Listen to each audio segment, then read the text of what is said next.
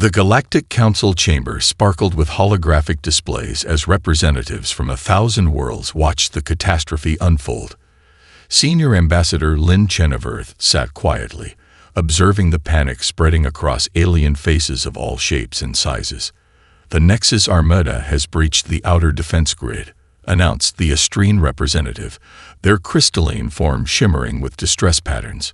"Our most advanced shields cannot withstand their new weaponry." Tactical displays showed the brutal efficiency of the attack.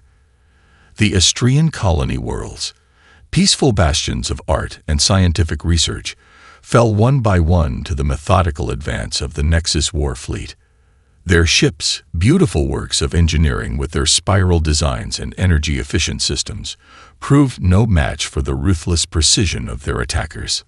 "The Astrian people have committed no hostile acts," protested a methane-breathing delegate from the Outer Rim. "This aggression is unprecedented." Lin Chen studied the battle footage with growing interest, her military background noting details others missed. The Nexus Armada's ships moved in perfect geometric formations, their energy weapons synchronized in devastating patterns. Yet something about their precision bothered her.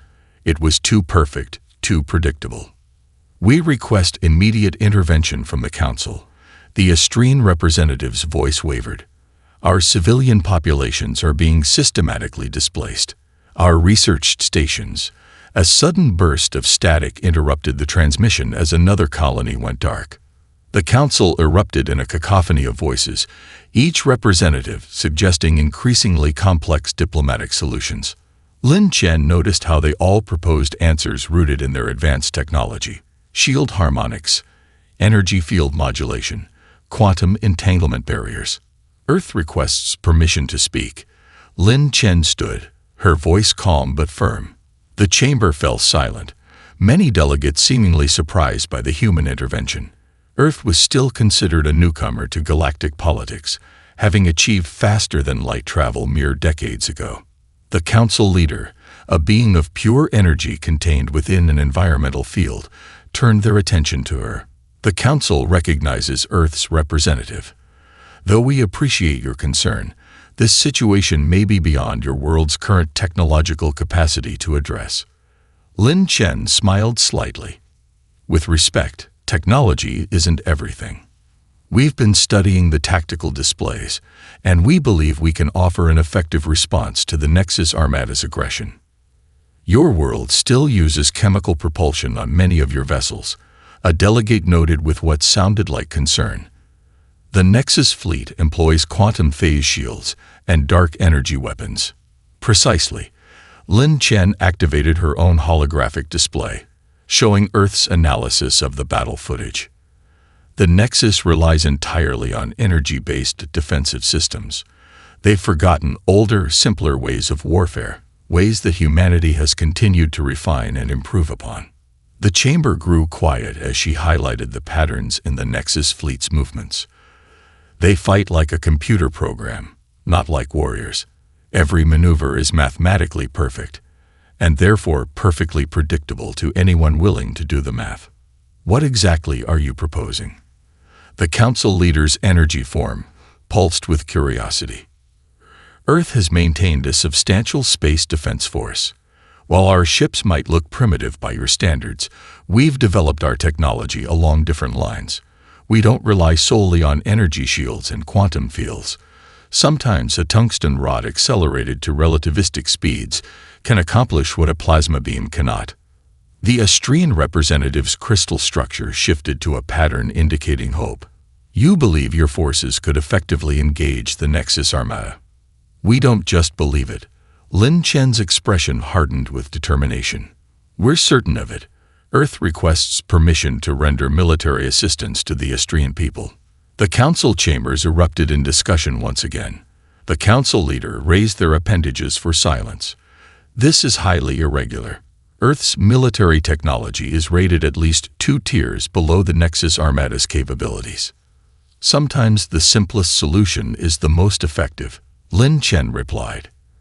"And humanity has a long history of proving that determination and innovative thinking can overcome technological advantages." The chamber's main display flashed red as another Astrian colony fell silent. "We accept Earth's assistance," the Astrian representative announced firmly, crystal structure resonating with desperate hope. "We have nothing left to lose." Little did the Council know that this decision would forever change the balance of power in the galaxy, and it would only take hours to do so. The Council's emergency war room hummed with tension as Earth's military strategists connected via quantum link. Admiral Sarah McAdams stood before the gathered alien representatives, her holographic form projected alongside simple technical diagrams that made several advanced species shift uncomfortably in their seats. "Your proposed strategy seems..." The Nexus intelligence liaison searched for a diplomatic word. "Primitive." "Simple, not primitive," McAdams corrected, manipulating the holographic display to show a formation of Earth ships. "We've analyzed the Nexus Armada's attack patterns. Their reliance on computational warfare and energy-based weapons has made them predictable." The display shifted to show footage of the Nexus fleet's latest attack. Their ships moved in perfect geometric patterns, energy weapons synchronized in devastating harmony. Several council members nodded appreciatively at the technological display. "Observe their shield configurations." McAdams highlighted specific points in the footage. "They're optimized for deflecting energy weapons and quantum-based attacks." But when was the last time they faced simple kinetic projectiles? A ripple of confusion spread through the chamber. The Meltorian ambassador, a being of living metal, spoke up. "Surely you're not suggesting something as basic as projectile weapons against quantum phase shields?" "That's exactly what we're suggesting," McAdams smiled. The display changed to show an Earth Defense Fleet's training exercise. "We've never abandoned kinetic weapons development. While other species focused entirely on energy-based systems, we continued refining what you call primitive technology." The footage showed Earth ships performing seemingly chaotic maneuvers, their formations loose and unpredictable. Several council members leaned forward, their attention caught by the stark contrast to the Nexus' rigid patterns. "Our ships carry railguns capable of accelerating projectiles to significant fractions of light speed," McAdams continued. "No energy shield, no matter how advanced, can ignore basic physics. Mass times velocity equals..." "This is absurd," interrupted the Nexus liaison. "Our fleet carries the most advanced defensive systems in known space. You cannot seriously believe that simple projectiles could." "We also employ what we call electronic warfare," McAdams continued calmly. "While your ships communicate through quantum entanglement, they still use standard electromagnetic sensors for close-range combat operations, systems that can be confused, jammed, or fooled." The Astrian representative's crystalline form sparkled with renewed hope. "Your ships could actually penetrate their defenses." "We've run 10,000 simulations." McAdams manipulated the display again, showing predicted engagement scenarios. "Their perfect formations become their weakness. By introducing chaos into their carefully calculated patterns, we can force them to adapt to situations their combat computers have never encountered." The council leader's energy form pulsed with interest. "And your vessels can execute such maneuvers." "Human pilots train for unpredictability. We don't rely solely on computer-calculated optimal solutions. Sometimes the best move is the one no rational computer would suggest." The chamber erupted in overlapping discussions. The Nexus liaison's color shifted to a deep shade of disapproval. "This goes against every principle of modern space combat doctrine." "Exactly." McAdams's smile widened slightly. "That's why it will work. The Nexus fleet has forgotten that warfare isn't just about technological superiority. It's about innovation, adaptability, and sometimes doing the unexpected." The tactical display showed a simulation of Earth ships breaking up a Nexus formation using maneuvers that seemed to defy conventional logic. Several council members chittered nervously at the apparent disorder of it all. "Your ships would be sacrificing computational efficiency for instinct." The Meltorian ambassador seemed troubled by the concept. "We prefer to think of it as combining the best of both worlds," McAdams replied. Our computers handle the complex calculations needed for combat in space, but our human pilots make the tactical decisions. It's a partnership, not a dependency. The council leader's form brightened.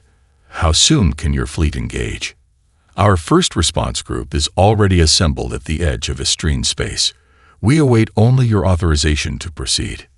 The chamber fell silent as the implications sank in. Earth, the newcomer to galactic politics, had prepared for battle while the council debated diplomatic solutions. Very well, the council leader's voice carried across the chamber. Earth is hereby authorized to render military assistance to the Estrene people. May your simple solution prove effective. McAdams nodded, her hologram beginning to fade. Trust me, sometimes the old ways work best. Humanity is about to remind the galaxy of that fact. Fleet Commander Zalthor of the Nexus Armada watched with mild amusement as the human vessels approached his forward battle line. Their ships looked almost crude compared to his sleek quantum drive vessels, their hulls marred by what his sensors identified as primitive chemical thrusters and projectile weapon ports. These are the reinforcements the Council sent, his second-in-command asked, mandibles clicking in barely contained derision. They appear to be using materials we abandoned centuries ago. Observe but do not engage, Zalthor commanded. Let them witness true power. Perhaps this demonstration will save them from future embarrassment. The human fleet, a mere 12 ships strong, maintained their approach. Their formation seemed haphazard, lacking the mathematical precision that defined modern space combat. Zalthor's tactical display highlighted their apparently random movements with warning markers. They're not even attempting to establish a proper battle grid, the weapons officer noted. Their ships are moving in patterns that serve no discernible purpose. Zalthor raised his primary appendage to signal the start of their standard combat sequence. Begin the containment protocol. Show them how a civilized species conducts warfare. His magnificent fleet, 50 vessels strong, began their perfectly choreographed maneuver. Energy weapons charge, quantum shields synchronized, and targeting computers calculated optimal firing solutions. It was beautiful, precise, and entirely predictable. That was when everything went wrong. The first sign of trouble came when the human vessels suddenly accelerated at rates that seemed to defy their primitive appearance. Their erratic movement patterns, which had appeared random, suddenly revealed themselves as carefully planned attack vectors. Multiple projectiles detected, the sensor officer announced, confusion evident in their voice. They appear to be solid metal. Zalthor almost laughed. Adjust shields for kinetic deflection. These humans truly are behind the times if they think. His words cut off as the first railgun slug passed straight through his flagship's quantum shields as if they weren't there. The projectile, a simple tungsten rod accelerated to near relativistic speeds, punched through 3 decks before exiting the other side. Impossible. The shield operator's displays flashed with warnings. The kinetic energy. It's beyond our shield's design parameters. More projectiles followed, each one precisely targeted. The human vessels moved in what now appeared to be a deadly dance, their seemingly chaotic patterns making them nearly impossible to target with energy weapons calibrated for predictable trajectories. Return fire. Zalthor commanded, his previous amusement replaced by growing concern. Full spread, all batteries. Beautiful beams of coherent energy lanced out from his ships, lighting up space with their destructive potential. But the human vessels simply weren't where they were supposed to be, their pilots displaying a level of intuitive maneuvering that defied computer prediction. Sir, they're launching some kind of primitive missiles, the sensor officer reported. Primitive, the tactical officer interjected. They're changing course. Our point defense systems can't establish targeting locks. The missiles, equipped with both electronic countermeasures and simple thrust vectoring, proved devastatingly effective against defenses designed to counter energy-based attacks. Zalthor watched in horror as his perfect formation began to break apart. How are they targeting us so precisely? His second-in-command demanded. Our sensor bafflers should make that impossible. A junior officer spoke up, their voice shaking. Sir, they're using visual targeting. Simple cameras and rangefinders, backed by basic trigonometry. Our advanced stealth systems are useless against. Another railgun slug interrupted the explanation, destroying the ship's primary power core. Around them, the once mighty Nexus formation descended into chaos as human vessels continued their relentless assault. Fall back, Zolthor ordered, watching as his flagship's damage control systems struggled to cope with damage they were never designed to handle. Regroup its secondary coordinates. But the humans had anticipated this too. More ships emerged from behind Astrine's largest moon, their primitive weapons already tracking new targets. As his fleet scattered for the first time in recorded history, Zolthor realized a terrible truth. In their pursuit of advanced technology, the Nexus Armada had forgotten the fundamental principles of warfare. And humanity, it seemed, was about to give them a costly refresher course. Send word to High Command, he ordered grimly. The humans. They're not primitive at all. They're something far more dangerous. Innovators who remember their past. Captain Sarah Henderson watched her tactical display with intense focus as the Earth fleet executed what centuries of alien warfare doctrine had deemed impossible. Her ship, the ESS Constellation, led a formation that seemed to flow like water around the rigid geometric patterns of the Nexus forces. They're attempting to re-establish their battle grid, Lieutenant Park reported from the sensor station. Standard hexagonal formation, just like the briefings predicted. Textbook response. Henderson smiled. Let's show them why textbooks need updating. All ships, execute Maneuver Phoenix. The human fleet split apart in what appeared to be a chaotic scatter, each vessel spinning on multiple axes in ways that would have overwhelmed conventional targeting systems. The Nexus fleet's energy weapons fired in perfect synchronization, at empty space where computer algorithms predicted the Earth ships should have been. Ma'am, the Nexus flagship is broadcasting on all frequencies, Communications Officer Chen announced. They're demanding we fight properly. Send them our response package, Henderson ordered, executing a complex role that brought her ship's main railgun to bear. Let's see how they handle a little electronic warfare from the Stone Age. The response package, a carefully crafted mixture of signal jamming, false sensor echoes, and what amounted to 21st century pop music, wreaked havoc on the Nexus fleet's sophisticated communications network. Their formation is destabilizing, Park reported with barely contained excitement. They're trying to compensate with quantum-linked communications, but their ships are actually running into each other. Henderson watched as the mighty Nexus war fleet, pride of the galaxy's most advanced civilization, found itself confounded by tactics that would have been familiar to wet Navy captains centuries ago. The Earth ships used stellar bodies for sensor cover, exploited gravitational effects for slingshot maneuvers, and demonstrated that space combat was more art than mathematics. Multiple Nexus vessels attempting emergency quantum jumps, Park announced. Their calculated safe zones are compromised by our irregular movements. Maintain pressure, Henderson ordered. Don't let them establish a predictable pattern. Execute Maneuver Firebird. The Earth fleet's response was beautiful in its controlled chaos. Ships performed maneuvers that looked random but were actually carefully choreographed to disrupt the enemy's sophisticated targeting systems. Railgun shots threaded through gaps in the Nexus formation that their computers insisted couldn't exist. Captain, we're receiving a priority transmission from the Astrine Defense Command, Chen reported. They're asking if we're actually using stellar drift calculations from the Age of Sail. Confirm that. Henderson allowed herself a small grin. Sometimes the old ways are the best ways. The stars haven't changed their dance in millions of years. The battle continued to unfold like a deadly ballet. Earth ships used techniques developed for atmospheric combat, executing maneuvers that the Nexus fleet's tactical computers classified as irrational and therefore impossible to predict. Nexus flagship is showing signs of serious structural damage, Park reported. Their quantum shields were never designed to handle sustained kinetic impacts.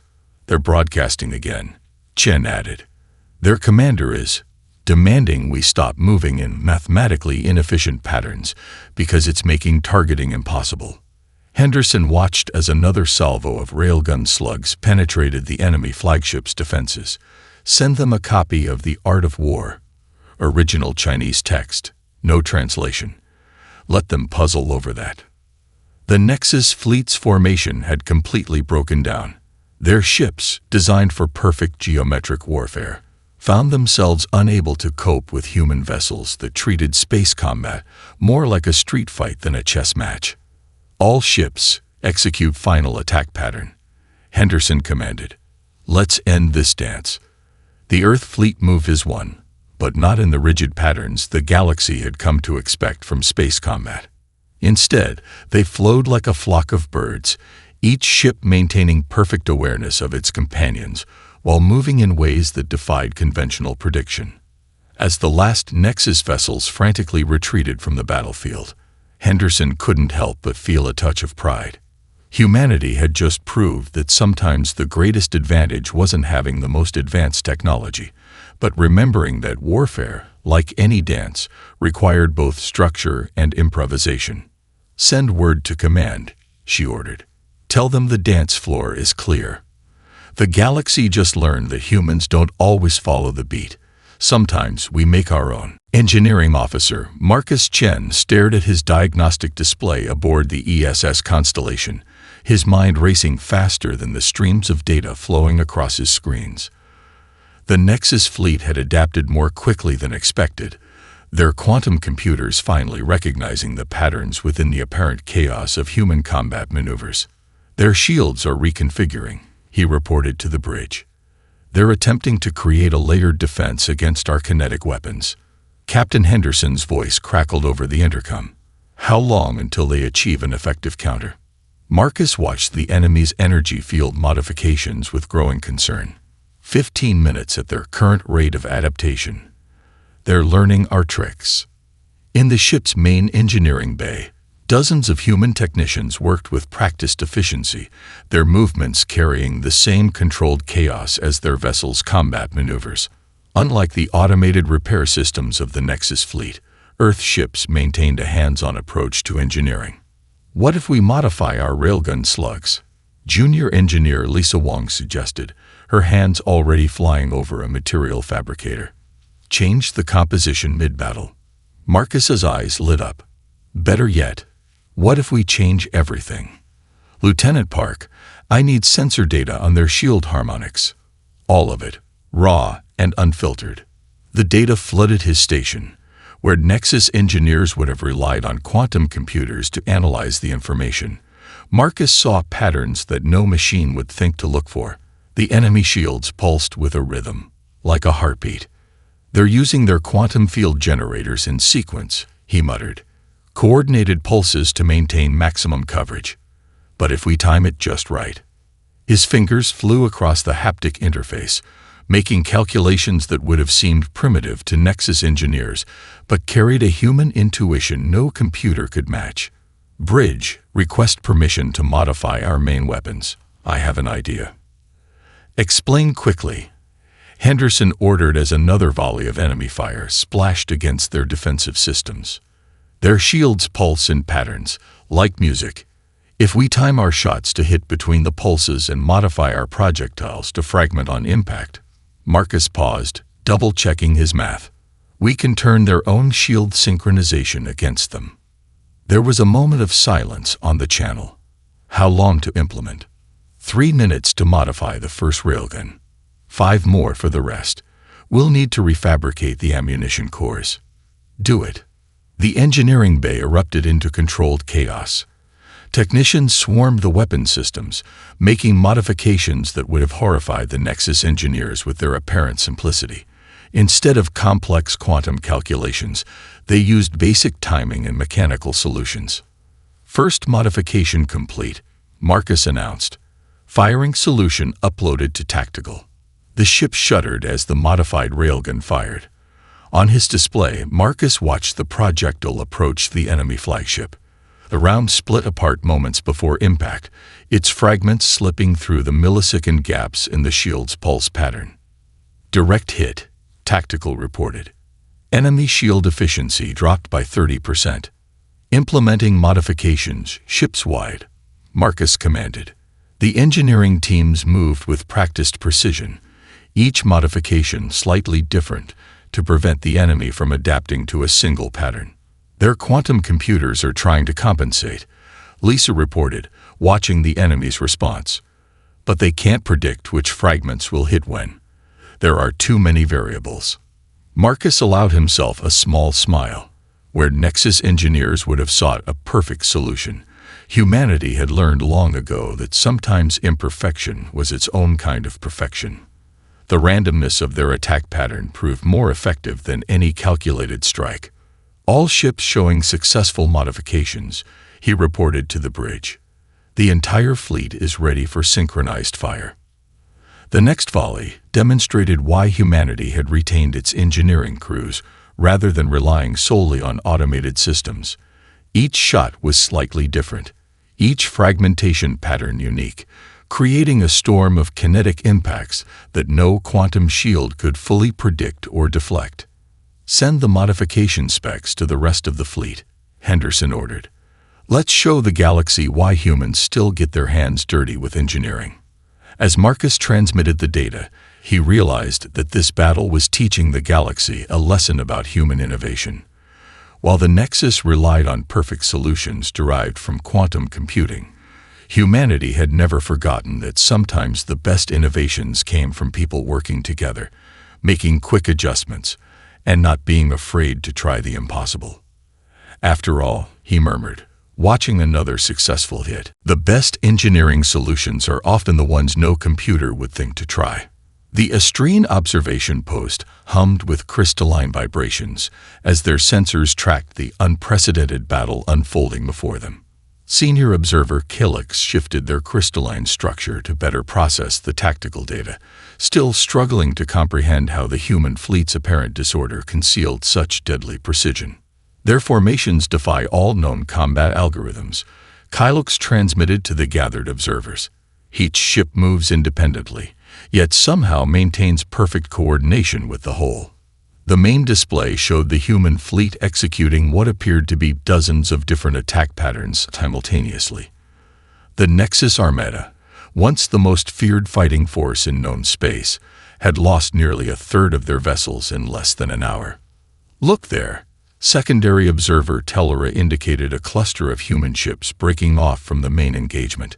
By all tactical calculations, that maneuver should leave them vulnerable. Yet, the human vessels split apart, each taking a different vector that seemed random until the Nexus counterattack passed harmlessly through the space they had occupied moments before. Their response came from impossible angles, railgun shots threading through gaps that existed for mere seconds. They're using the stellar winds, Kylix realized, their crystalline form pulsing with sudden understanding. Those primitive chemical thrusters allow them to make micro-adjustments our gravity drives cannot match. The observation post's quantum processors struggled to keep up with the battle analysis. Where Nexus ships moved with mathematical precision, human vessels flowed like water around rocks, finding paths of least resistance that no computer would calculate. Incoming transmission from the human flagship, the communications officer announced. Captain Henderson's voice filled the chamber. Astrine Command, we're about to execute our final maneuver. Recommend you adjust your sensors to compensate for gravitational lensing. The observers watched in amazement as the human fleet suddenly scattered in all directions, their movements appearing chaotic until Tellura's sensors detected something extraordinary. They're using the local star's gravity well, Tellura transmitted with growing excitement. Each ship is taking a different approach vector, but the combined effect. The human vessels emerged from their seemingly random trajectories in perfect position to catch the Nexus fleet in a three-dimensional crossfire. Their timing, calculated using what the Astrines would consider obsolete astronomical mathematics, proved devastatingly effective. How can their targeting be so precise without quantum guidance? And Junior Observer asked, their crystal structure vibrating with confusion. They're not using quantum calculations at all, Kylix realized. They're using visual targeting, magnetic sensors, and intuition. The Nexus fleet's formation, already compromised by the humans' unpredictable attack patterns, began to break apart completely.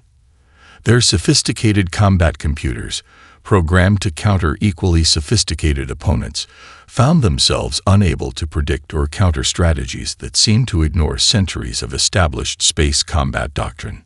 The Nexus flagship is attempting to coordinate a retreat, Telra reported.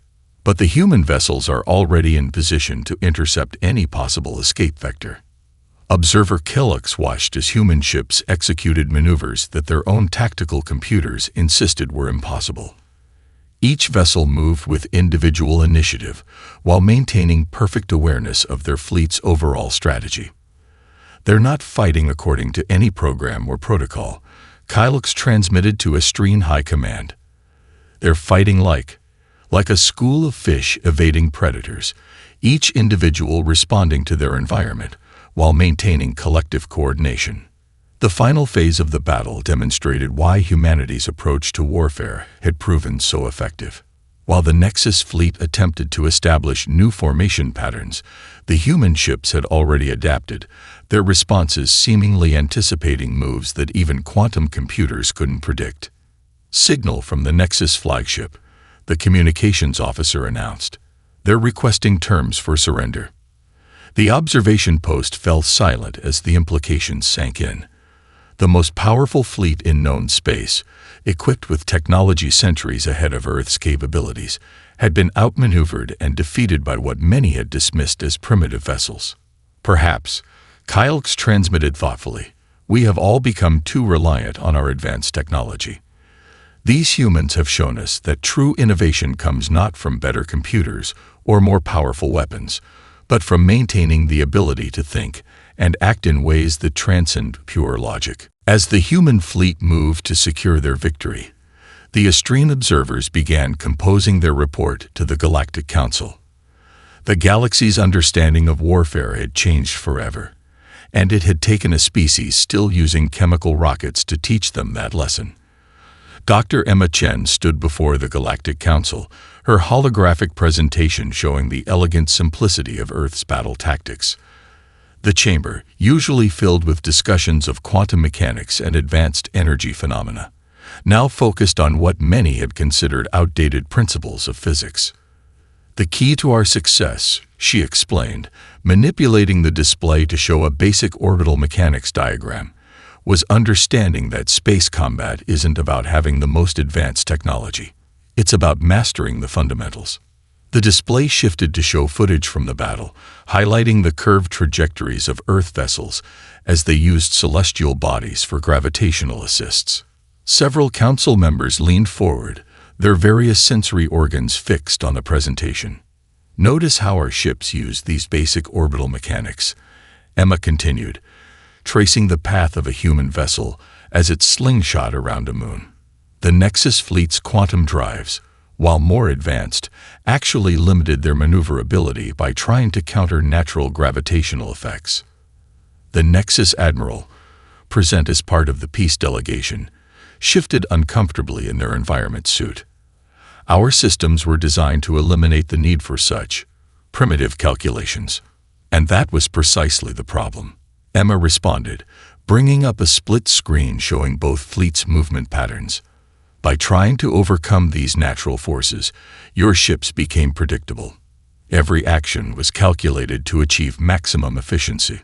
The display highlighted the contrast between the rigid geometric patterns of the Nexus fleet and the fluid movements of Earth's vessels. Several council members chittered in understanding as the principle became clear. Human pilots train extensively in manual navigation, Emma explained. While we use computers for complex calculations, final decisions rest with our crews. This allows for intuitive responses that no tactical computer would consider logical. The Meltorian representative's metallic form rippled with interest. Yet your vessels maintained perfect coordination despite this apparent chaos. How? Emma smiled, switching the display to show the neural interface systems used by human ships. We developed technology to enhance natural human instincts rather than replace them. Our crews function like a single organism, each ship moving independently while maintaining collective awareness.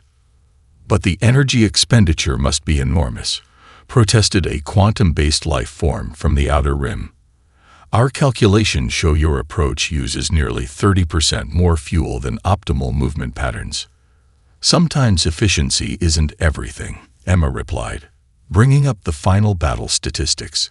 The Nexus fleet lost 43% of their vessels trying to maintain perfect formation. Their quantum shields, calibrated for energy weapons, proved vulnerable to simple kinetic impacts. The chamber erupted in discussion as the implications became clear. Centuries of technological advancement had led the galaxy's most advanced civilizations to overlook fundamental principles of physics and combat. Your railguns, the Nexus Admiral spoke again, their tone mixing respect with lingering disbelief. They were hardly more sophisticated than mass drivers, yet they penetrated our most advanced shields. Emma nodded, displaying the simple calculations behind the weapon's effectiveness. No energy shield, no matter how advanced, can ignore basic physics. Force equals mass times acceleration. We simply accelerated enough mass to overwhelm your defensive systems. The Council leader's energy form pulsed with understanding. You turned our own advancement against us. We became so focused on countering sophisticated attacks that we forgot to defend against the basics. Exactly, Emma confirmed, showing final footage of human ships executing their coordinated attack patterns. While the galaxy raced to develop more advanced technology, humanity focused on mastering fundamental principles. We never forgot that space combat, like any conflict, is ultimately about understanding and exploiting natural laws. The chamber fell silent as the presentation concluded, the assembled representatives contemplating how their civilization's pursuit of advancement had led them to overlook simpler, more effective solutions. Perhaps, the council leader observed, it is time for all of us to revisit these fundamental principles. Dr. Chen, would Earth be willing to share their combat doctrine with allied species? Emma smiled, thinking of the ancient military treatises that had helped shape humanity's approach to space warfare. We would be honored, though I should warn you, our teaching methods might seem as primitive as our technology. As the council chamber filled with murmurs of agreement, Emma reflected on the irony of humanity's position. They had achieved victory not by matching the galaxy's technological advancement, but by remembering that sometimes the simplest solution was the most effective. After all, she concluded, the laws of physics haven't changed in billions of years. We just learned to dance with them, rather than fight against them. The Galactic Council's Grand Chamber gleamed with holographic displays as representatives from across known space gathered for a historic session. At the center stood Commander James Chen, his Earth Defense Force uniform standing out among the advanced environmental suits and energy matrices of other species. The battle lasted precisely 5 hours, 17 minutes. James began, the tactical display behind him showing the final moments of the engagement. In that time, we demonstrated that technological superiority alone does not guarantee victory. The assembled delegates watched as the replay showed Earth vessels executing their final coordinated assault. The once mighty Nexus fleet, reduced to scattered groups of ships, finally transmitted their surrender. Our success, James continued, manipulating the display to show split-screen comparisons, came from maintaining a balance between technological advancement and fundamental combat principles. While the Nexus relied entirely on quantum computing and energy weapons, we combined modern innovations with proven tactics. The Astrian representative's crystalline form shimmered with appreciation. Your fleet saved our colonies, yet you say these methods are centuries old. The principles behind them are, James confirmed, bringing up historical naval warfare documents. Humanity never abandoned its military history. We built upon it, adapted it, but never forgot the lessons learned through centuries of combat evolution. The display shifted to show human crew members training in both virtual and physical environments. Unlike the fully automated systems used by most galactic powers, Earth vessels maintained a careful balance between human intuition and computer assistance. Each member of our crews understands basic celestial mechanics, manual navigation, and emergency procedures without relying on computers, James explained. We see technology as a tool to enhance human capabilities, not replace them. The Nexus diplomatic representative, their posture notably more humble than in previous sessions, spoke up. Our analysis suggests your tactics should have been ineffective against our superior technology. Yet you turned our own advancement into a weakness. James nodded, highlighting specific battle footage. By relying solely on advanced systems, your fleet became predictable. Every response was calculated for maximum efficiency, making your movements easy to anticipate once we understood the patterns.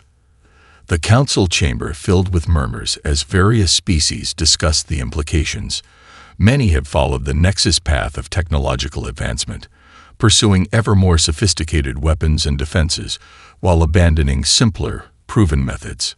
We request, the council leader's energy form pulsed with formal authority, that Earth establish a military training exchange program. Your perspective could prove invaluable to all council members. James smiled, bringing up his final display, a training simulation combining Earth tactics with various alien technologies. We've already begun developing cross-species combat doctrine. Our differences can become our greatest strength if we learn from each other. The simulation showed human vessels working in concert with Astrine ships, combining Earth's unpredictable maneuvers with advanced energy weapons. The result was a fighting force that maximized both species' strengths while minimizing their weaknesses. The galaxy stands at a crossroads, James concluded, his voice carrying across the chamber. We can continue pursuing technological advancement alone, or we can remember that the most effective solutions often combine the old with the new. The council leaders' forum brightened in agreement. Earth has taught us a valuable lesson. In our race to advance, we had forgotten that wisdom comes not from abandoning the past, but from building upon it. As the session concluded, various delegates approached James to discuss specific aspects of human combat doctrine. The Nexus representative, notably, requested information about Earth's military academies, where officers still studied ancient battles alongside modern warfare. Perhaps, the Nexus diplomat admitted quietly, we had become too reliant on our technology. We forgot that combat is ultimately about the beings fighting it, not just the weapons they carry. James watched as the chamber slowly emptied, reflecting on how quickly the galaxy's military doctrine had changed. In less than 6 hours of combat, humanity had demonstrated that true advancement came not from abandoning the past, but from understanding it. We didn't win because we were stronger or more advanced, he mused to himself, shutting down the tactical display. We won because we remembered what others had forgotten, that sometimes the best way forward is to remember where you came from. The battle that lasted mere hours had changed the galaxy's understanding of warfare forever, and humanity's role in galactic society would never be the same. The future would be built not on technology alone, but on the combined wisdom of past and present, of intuition and innovation, of human and machine working as one.